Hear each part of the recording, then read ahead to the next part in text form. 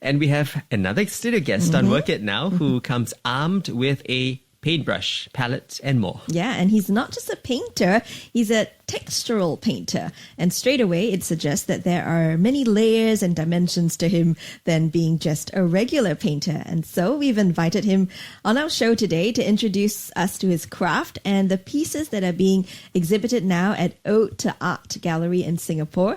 Ronnie Ford was born in Dunoon in Scotland and studied at the Glasgow School of Art, and he's a full-time professional artist. Ronnie, welcome to Singapore and welcome to CNA938. Thank you very much. Yeah. Glad to be here. So you're a textural painter. Can you maybe just explain that for us? Simply put, does it mean that you love textures in your work and that it cannot be one-dimensional? It's got to have more angles and depths. Is that right? Not exactly. It's a technique that I developed when I was a teenager because I love sculpture and painting.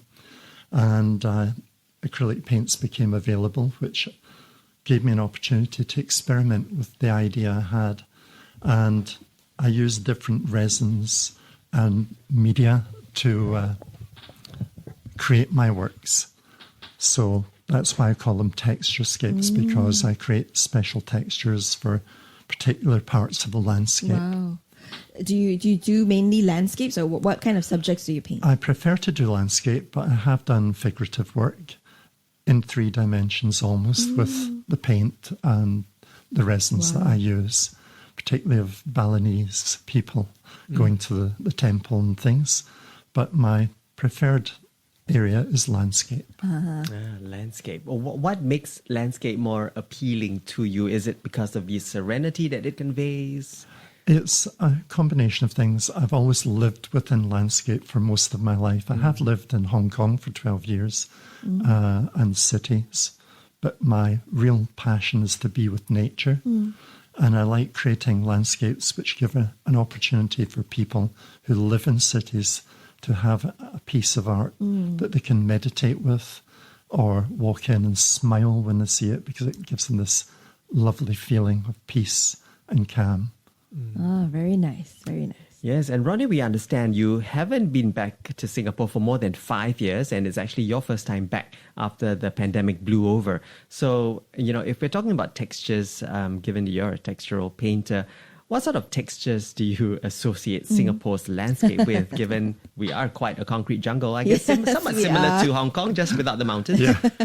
Well, although Singapore may appear to be a concrete jungle, it has the most marvellous vegetation you can imagine, and textures as well, because you get the beautiful shop houses with their lovely old facades and all the floral patterns and things carved into them. And they have beautiful gardens which have lipstick palms, which I was blown away with the first time I ever saw. I'd never seen one. And you've got the botanic gardens, you've got the river, you've got a lot of wildlife within the city, which is unusual. So it's quite inspiring, actually. It's something that every time I visit, I keep thinking, I could maybe paint this city. I don't usually get attracted to cityscape. But Singapore's got an appeal of its own. I special. suspect Singapore might be your next collection then. It may well be. I haven't started my next collection yet because I've just finished this show and I have a number of commissions that people want me to paint for them. Yeah. So during that process, I'll start working out the next show. But Singapore is coming in. It takes me usually a few years of visiting a place before I feel I can paint it, because I like to paint the spirit of the place. And to do that, you have to know all the aspects, moods, times of day, how it feels to be there, so you can express it. You got to get a feel of the place. Ronnie, I'm checking out your work on Ode to Art. So you've got really bright, vibrant colors in some of your pieces, and then on the other hand, you have a few that are just black and white. Do you like go between these two extremes? Up until now, no. I studied Chinese painting many years ago, just some simple things. But I've been interested in Asian art all my life. Even as a teenager, people used to laugh at me because I was looking at Asian art and all the other students were looking at Western art and saying, why are you looking at that? I said, because there's thousands of years of knowledge here that we can learn from. And while studying that, I realized that the reason the old masters in Chinese art worked with inks and shades of grey was because they felt colour distracted from the subject they wanted, and they could control where the viewer's eye travelled through the landscape because they believed the landscape should be a journey and not just a still image. And that always intrigued me, and I took that on board because they actually said any artist can draw anything they see, but only a true master captures its spirit. Wow. And that's my mantra. Wow. And I'm sure that the spirit comes across in a lot of your work as So well. the grey paintings resulted from the fact that I visited Italy Yes. and fell in love with Val d'Orcia. And in the autumn, they plough their fields. And it's very sort of monochrome. It's just earth with lines and textures everywhere. And you get these vast skies, which are really cloudy and powerful in the autumn. And sometimes you get a little house in the horizon that contrasts against that and glows. And it takes you to a point to start a journey through the landscape perfectly. So that's why in this exhibition I thought I would paint some grey shades and not use colour at all because it's a challenge, something Interesting. different. Yeah, All right. definitely. So not everyone, not every piece would be in grey shades. Would you have some of the more colourful ones as well? I have lots of Yeah. very colourful ones. All right. I lived in Africa as a child for a couple of years and I fell in love with colour. You can't help it living there. And all my life I've had people say to me, oh, that's very colourful. You live in Scotland, it's very grey. Why are you using colour?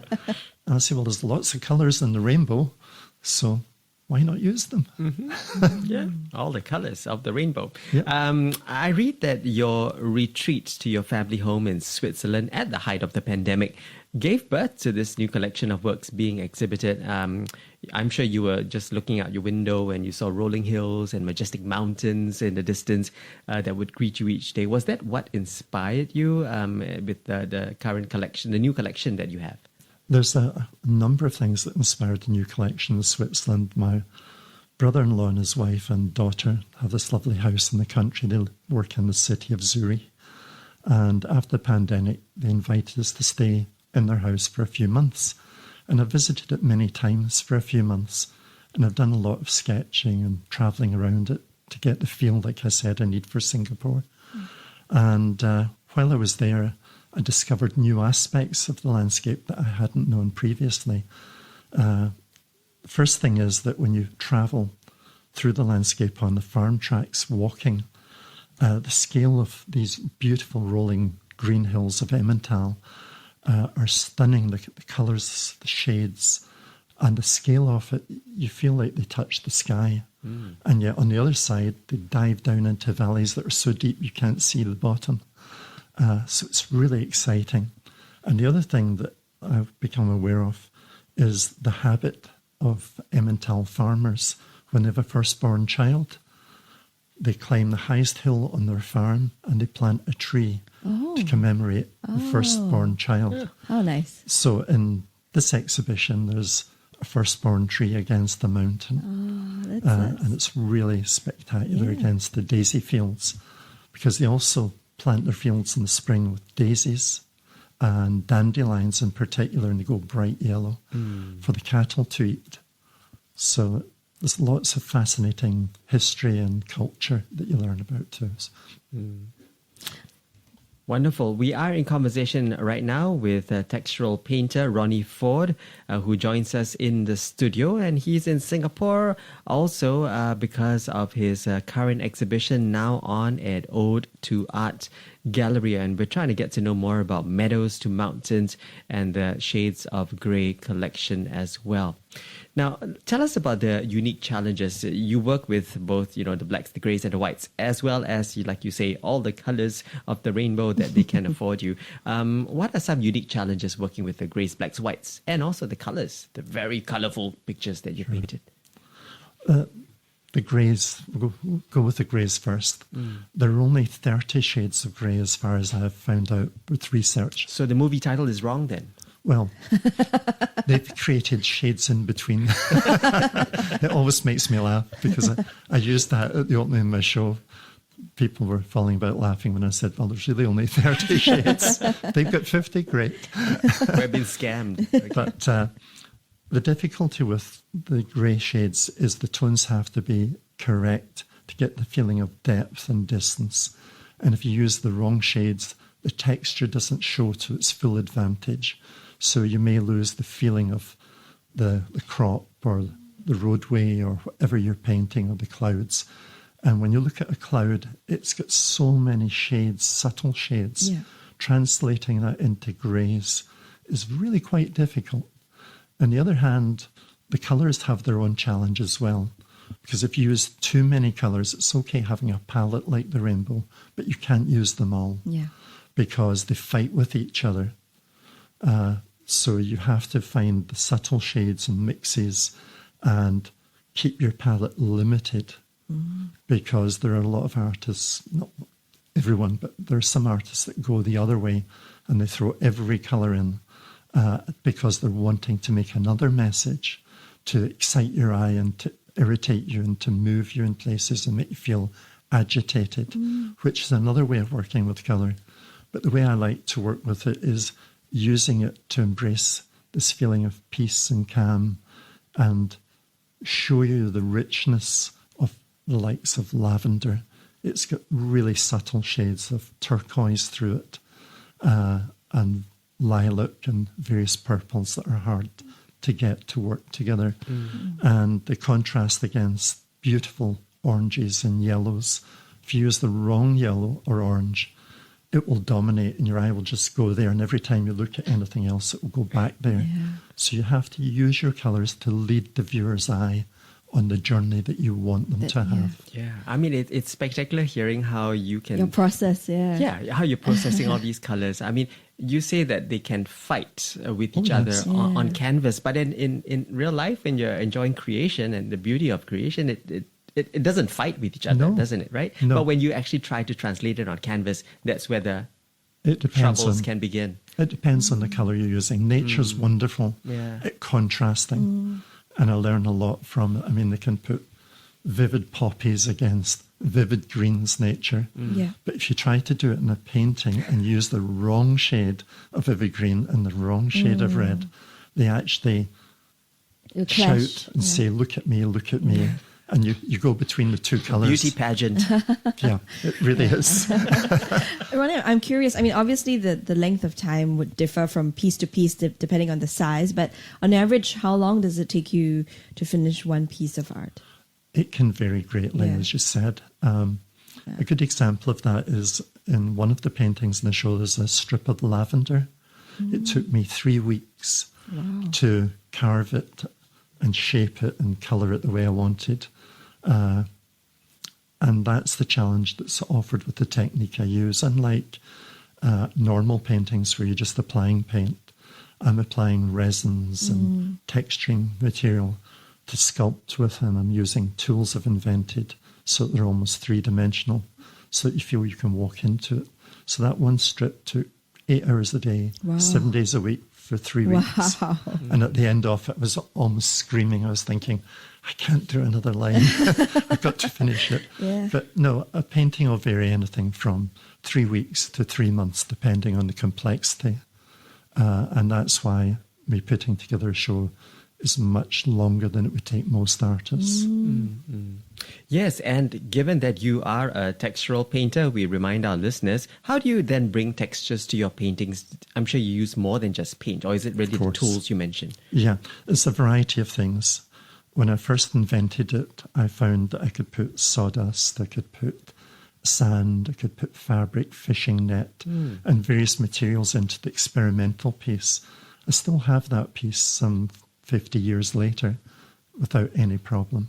So I knew that the material would stand adding things and using tools to lift surfaces and model them.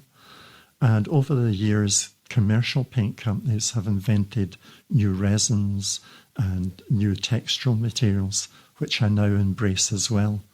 So it gives me a variety of things where I can get linear textures, I can get textures that are really lumpy or smooth, that ripple and do the things I need to express the wind blowing through a tree, etc. So it's great fun. I'm still learning every day. I discover a new way of doing a new texture. Yeah. Just too much happening around. Just very quickly, Ronnie, before we let you go, Sure. where can we check out your work in Singapore? Ode to Art is the only gallery I deal with in Singapore. Jazz Chong runs it, and she does a marvellous job. And Ode to Art is located at Raffles City Shopping Centre, and they are on the first floor. So you can check out Ronnie's work. How long will your work be available at The Ode to whole Art? show will be available till the 3rd of May, but the gallery will keep a collection of the work available all the time. All right.